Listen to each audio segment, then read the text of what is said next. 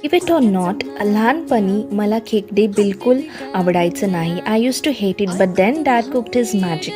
One bite of his crab masala and मी प्रेमात पडले. It became my absolute favorite. Today I am regretting that memory. बाबांना विचारून एक मसाला टाकले just to get that perfect authentic taste. The secret is in the roasting. कांदा खोबरं नीट भाजलं की अर्धा लढाई जिंकली. Dad always says. The aroma is incredible. घरभर बाबांच्या हातच्या जेवणाचा वास येतोय. It's like he's right here in the kitchen with me. I'll test my husband and guess what? त्याला तर वेड लागलं. He loved it so much. He's already asking for more. Success बाबांची रेसिपी आणि घरच्यांचा प्रेम. What more do I need? तुम्ही पण ही recipe नक्की ट्राय करा.